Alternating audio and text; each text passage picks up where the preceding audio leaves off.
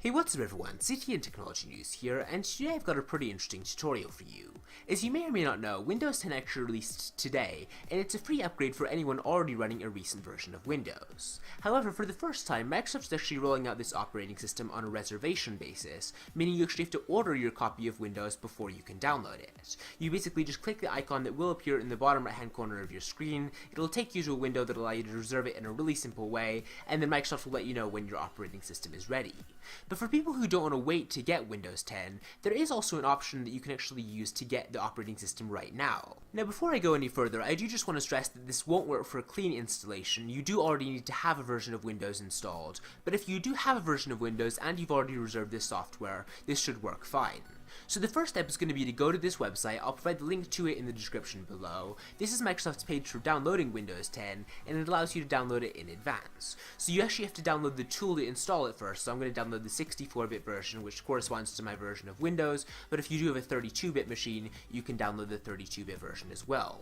This is a fairly small file, it's only 18.7 megabytes, so it'll just take a couple seconds to install, and once it's done, you're ready to actually upgrade to Windows 10.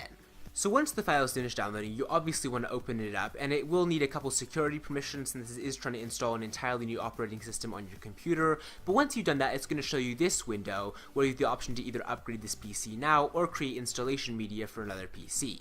So I'm just going to go ahead and upgrade this PC because that's the one I want to upgrade. Depending on your internet connection speed, I warn you that it could take a little while to download Windows 10. It's like a 4GB file, I believe, but the good news is that you can keep using your PC in the meantime, so it's not like you just have to sit here and wait for it to download the upgrade. So it's now finished downloading Windows 10, so it's moved on to the next phase, which is creating Windows 10 media. This is basically the part of the operating system that you'll be interacting with, and again, it takes just a couple minutes, but it's not going to take as long, since it's no longer trying to download all of these really big files. So anyways, just you can keep on using your PC during this stage, but this is just the next phase in the setup wizard. Alright, so the setup wizard is almost done, and we've now come to the Windows operating system terms of service. This is pretty much just the standard Windows terms of service that you'll have to agree if you use any Microsoft operating system, and you can be one of those really weird people who actually looks over this, or you can just scroll to the bottom and hit accept, and that's just what I'm going to do for right now. So now it's just bringing me to this next window, which is getting updates. It's basically getting the latest version of Windows 10, so you don't end up with a slightly out-of-date build or anything, and I'm not sure how long this will take, but I'll go ahead and cut ahead again, so I'll let you know when it gets to the next section. Alright, so at long last I've now reached the ready to install page for Windows 10. As it says, I won't be able to use my PC while Windows installs, so I went ahead and closed all of my programs and my files I had open. You do also have the option on the screen to keep both your personal files and apps, just the files you have in your computer or nothing at all, but since this is the computer I use primarily, I'm going to keep everything. I should recap just one more time though that if you are installing Windows 10, you should probably back everything up beforehand just so you don't lose any files or programs that are important to you, but with that said, I'm now ready to install this operating system, so I'll be back when it's finished installing.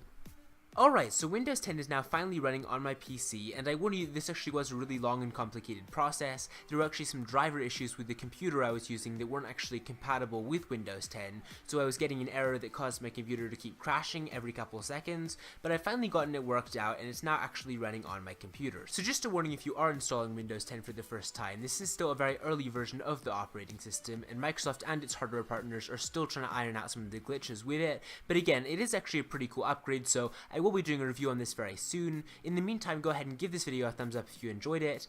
Be sure to check out Windows 10 if you want by using the link in the description below, and I will see you next time.